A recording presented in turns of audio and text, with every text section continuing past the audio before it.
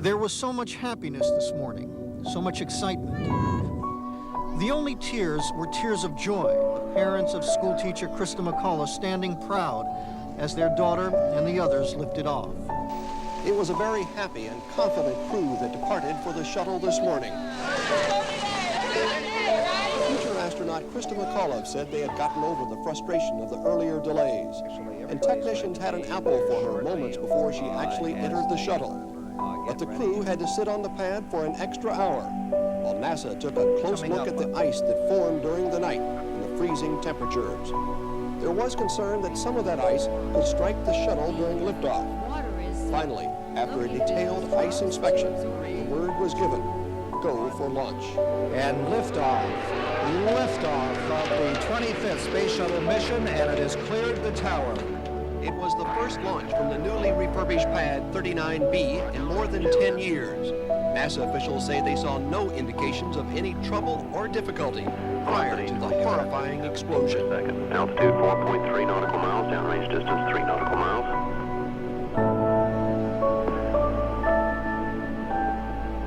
Engines throttling up, 3 engines now at 104%. Challenger, go at throttle up. Roger, go at throttle up.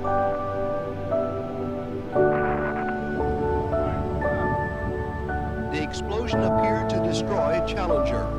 The solid rocket boosters emerged from the fireball, continuing to fly uncontrollably for several seconds before plunging into the Atlantic Ocean, leaving a trail of smoke.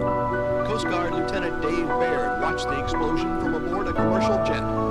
Basically, it looked like it just tore itself to shreds and it was on fire. And it looked like a kid's airplane being hit by the wind, and it didn't appear that anything could have survived from our vantage point. The Coast Guard immediately launched an emergency rescue effort, but all that was found were small pieces of debris scattered over a wide area. NASA officials put together an investigation team this afternoon, but gave no indication of the cause of the explosion. It will take all the data, careful review of that data, before we can draw any conclusions on this national tragedy. NASA sources say the immediate attention is being focused on what appeared to be fuel or vapors that appeared around the solid rocket boosters and the main fuel tank a second or two before the explosion. NASA bristles at suggestions that they launched the shuttle under pressure today. There was absolutely no pressure to get this particular launch off. We have always maintained that flight safety is our top priority. NASA officials announced this afternoon they are suspending all shuttle operations until there is some indication of the cause of the explosion. Bruce Hall, CBS News at the Kennedy Space Center. The 7 crew members aboard Space Shuttle Challenger today were Spacecraft Commander Francis R. Dick Scobie, 46, born in Washington State, who flew combat in Vietnam. The pilot today was 40-year-old Mike Smith, born Beaufort, South Carolina, a naval aviator and test pilot who'd flown 28 different kinds of aircraft. Judith Resnick, 36, hometown Akron, Ohio, an electrical engineer who earlier became this nation's second woman in space. 35-year-old Ronald McNair, he held a doctorate from MIT, was a scholar from Lake City, South Carolina. Air Force Lieutenant Colonel Ellison Onasuka, who was from Hawaii. He was 39 and last year took part in America's first manned military spaceflight. 41-year-old Gregory Jarvis, a native of Detroit, was bumped from Columbia's December flight to today's Challenger flight to make room for Congressman Bill Nelson as a congressional observer. And the 7th member of this crew was Christa McAuliffe, a 37-year-old schoolteacher and mother of 2 from Concord, New Hampshire.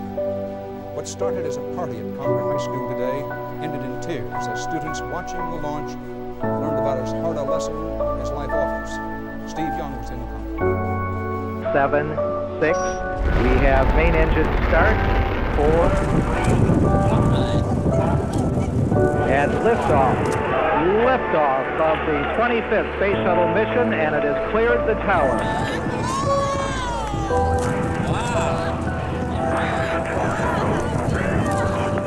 Roger, roll, Challenger. Good roll program confirmed. Challenger now heading downrange.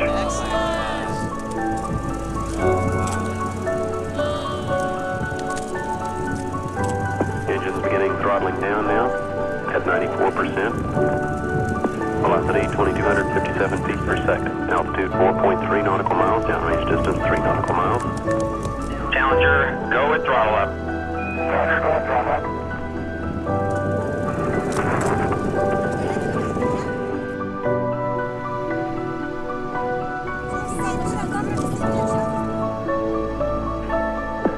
Flight controllers here looking very carefully at the situation. Obviously a major malfunction. Major malfunction. We have no downlink.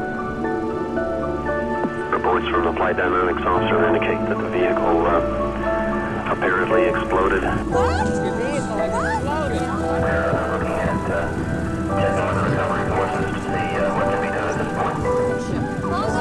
The vehicle has exploded. È scoppiato?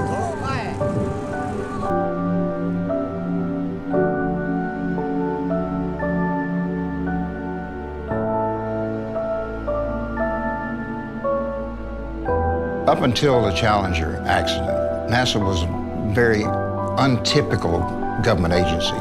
We were inventing as we went along, so you had a lot of freedom. It was viewed internationally as a fantastic place.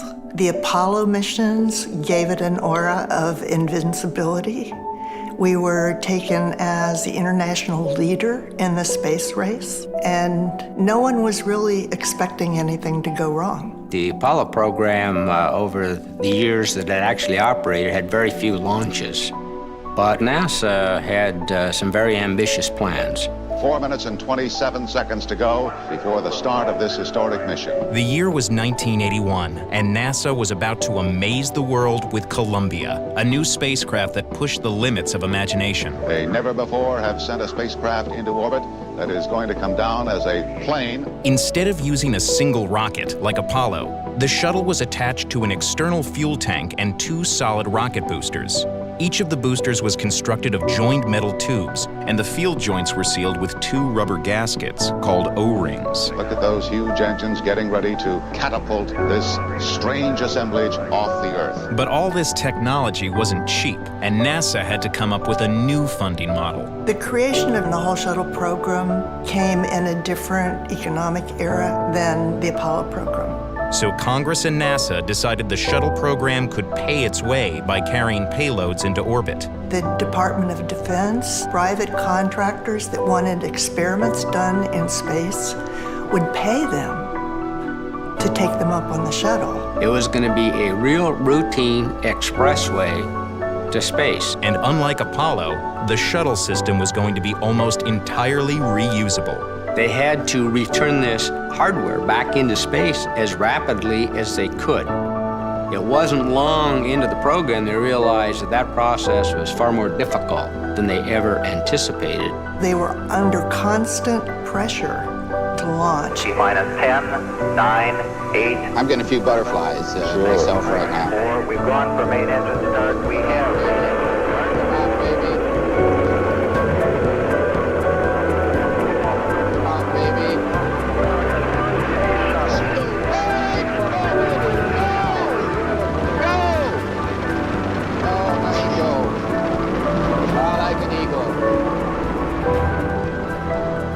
Columbia was a fantastic success, but NASA had to figure out how to make these technological feats routine.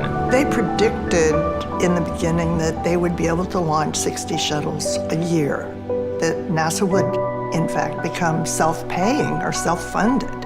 We had 2 pads up and running, so you'd have 2 vehicles out on the pad. And they were going to launch like 3 days apart. But that really never happened. It was an experimental technology, and they just couldn't manage that many, so they continually fell behind. The shuttle program never had more than 9 launches in a single year. We have a beautiful picture now coming through. And to help meet their ambitious schedules, NASA worked with private contractors to build many of the shuttle systems, while NASA engineers analyzed data to see how well everything performed. NASA kept very good records of anomalies.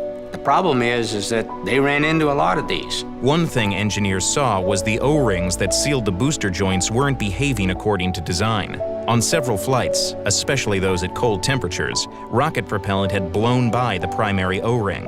The first time it happened, they accepted it. They tested it, they thought they knew what had happened, and then the next launch, everything worked.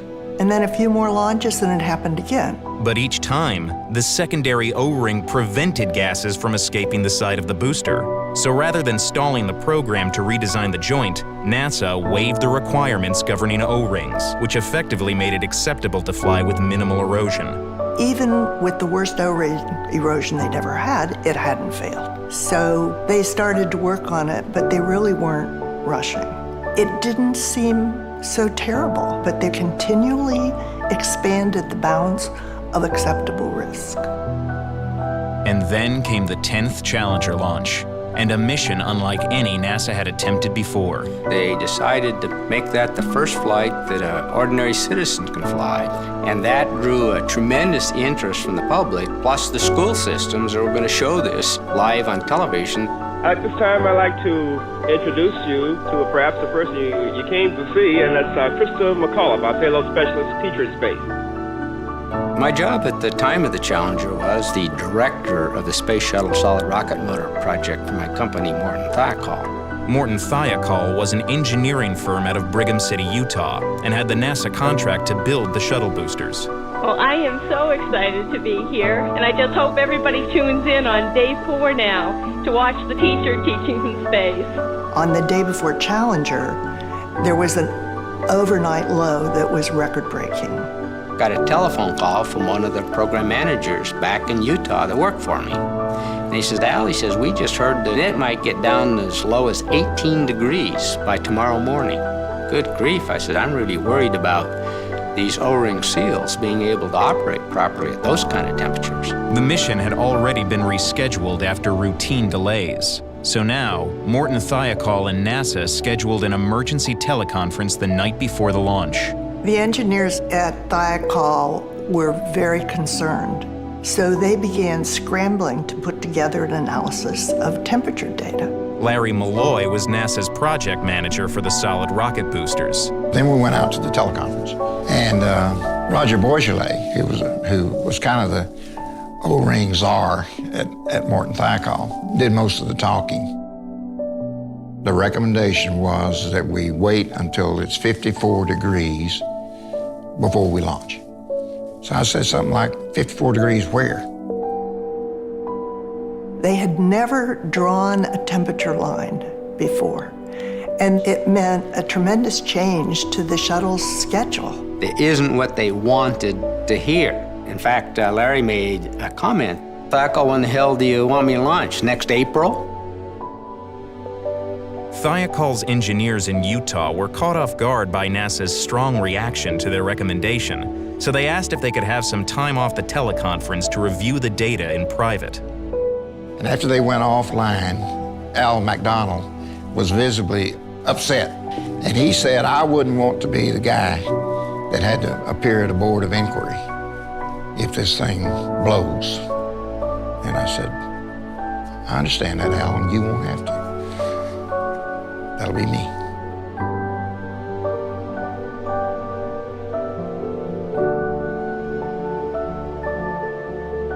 At Thiokol, the vice president was asking those engineers to stand up for what they said. Roger Boisjolet took the lead in the objections. He said, I can't prove it to you. All I know is that it's away from goodness in our experience space. But the engineers at Thiokol didn't have the data. So the vice president took the decision-making away from the engineers and asked the managers to decide. And they did. More than 30 minutes after the engineers had gone offline, Thiokol managers voted to reverse the recommendation and to launch the Challenger as planned. The teleconference became a focal point for the White House-appointed Rogers Commission that investigated NASA after the disaster. There was not one positive statement before launch ever made in that room. What was driving here? What was to be achieved at caused you to go? NASA pressured the folks at Thiokol to change their mind. And it was clear to me that we finally came back and gave them what they wanted to hear. You know, we've been rationalizing this erosion since the second flight. None of the information the NASA managers were getting was new. This was not individuals getting used to something. This was organizationally supported. That's where the accident was inevitable. Once Thiokol reversed their initial recommendation, someone needed to sign off on the launch rationale. I did the smartest thing I ever did in my lifetime. I refused to sign it. I just felt it was too much risk to take. So just before midnight, McDonald's boss, Joe Kilminster, signed off instead. After the disaster, the commission concluded cold and joint design were major factors in Challenger's O-ring failure. It also squarely pointed a finger at NASA managers like Malloy. The commission did recognize that there was pressure to launch, but they saw as it enacted by amorally calculating managers who were in positions of responsibility. I found something completely different. So Vaughn began her own investigation. No one wanted this to happen, but intuition, I don't feel good about this, should have been okay.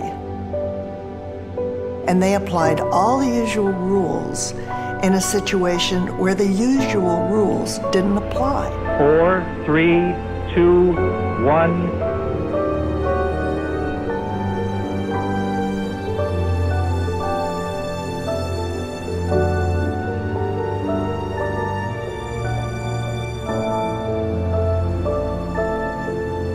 We made a grievous error.